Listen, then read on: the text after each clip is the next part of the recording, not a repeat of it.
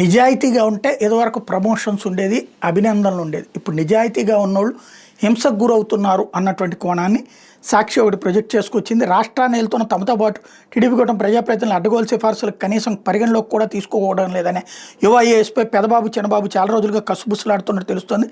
ఇందుకే ఆయనకి ఎక్కడా పోస్టింగ్ ఇవ్వలేదని సమాచారం. అడ్డగోలు దోపిడీ అగ్రిమెంట్పై సంతకం పెట్టకపోవడమే పెదబాబు చెప్పిన సిఫార్సులు అయితే నిబంధనలకు విరుద్ధంగా ఉన్నాయంటూ వాటిని నిర్ద్వంతంగా ఆయన తిరస్కరించారు.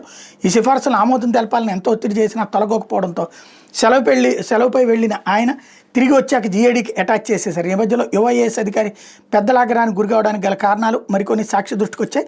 క్యాన్సర్ వైద్యానికి విశాఖ గుంటూరులో పేరుగాంచిన ప్రముఖ ప్రైవేట్ ఆసుపత్రి అక్రమాలకు పాల్పడింది. వీటి మీద విచారణ జరిపిన గత ప్రభుత్వం యజమాన్యానికి 20 కోట్ల మేర పెనాల్టీ విధించింది. అయితే గత ఏడాది టీడీపీ కూటమి ప్రభుత్వం వచ్చి రావడంతో తమకు విధించిన పెనాల్టీ మాఫీ చేయాలంటూ పెదబాబుతో సదరు ఆసుపత్రి యాజమాన్యం మంత్రాలు జరిపింది. అదేవిధంగా హైదరాబాద్లో తమ ఆసుపత్రిలో ఏపీ ప్రభుత్వ పథకం కింద సేవలకు అనుమతులు ఇవ్వాలని అభ్యర్థించినట్టు తెలిసింది. ఈ క్రమంలో యాజమాన్యం వినతిని అమలు చేయాలని పెదబాబు యువఐఏఎస్ విభాగానికి ఆ ఫైల్ను పంపారు. పెనాల్టీకి గల కారణాలపై ఆరా తీశాక మాఫీ చేయడానికి వీలు పడదని, పైగా సదరు ఆసుపత్రి పెద్ద ఎత్తున అక్రమాలకు పాల్పడిందని పెదబాబు కార్యాలయానికి యువఐఏఎస్ అధికారి స్పష్టం చేసినట్టు సమాచారం. కానీ పెదబాబు చెప్పినందున ఎలాగోలా పని కానిచ్చేయాలని పై అధికారులు ఆదేశించడంతో ఆ యువఐఏఎస్ ససేమిరా అనేశారు. పైనుంచి పదే ఒత్తిడి చేసినా ఆయన తలొగ్గలేదు. మరోవైపు ఏపీలో అక్రమాలకు పాల్పడిన వాళ్ళకి మరో ఆసుపత్రికి అనుమతులు ఇవ్వడం కూడా కుదరదని ఈ అభ్యర్థన సైతం పరిగణలోకి తీసుకోలేదు. అలాగే కర్నూలు నగరంలో మరో ఆసుపత్రిలో కూడా గత ప్రభుత్వంలో పెద్ద ఎత్తున అక్రమాలకు పాల్పడినట్టు తేలింది.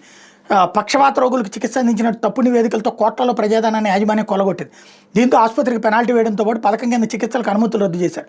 అయితే బాబు గద్దెనెక్కిన వెంటనే ఆ జిల్లా మంత్రి సదరు ఆసుపత్రికి తిరిగి అనుమతులు ఇవ్వాలని సిఫార్సు చేసినట్టు వెళ్ళైంది. ఇందుకు యువ ఐఏఎస్ ఒప్పుకోలేదు.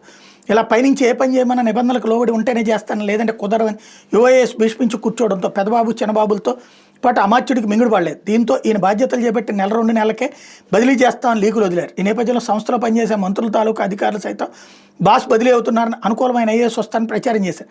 కానీ ఆ స్థానంపై మక్కువ లేని యువఐఏఎస్ సైతం ఏ క్షణమైనా వెళ్ళిపోదాం అన్నట్టుగానే వ్యవహరించారన్నట్టు వార్తని హైలైట్ చేసింది.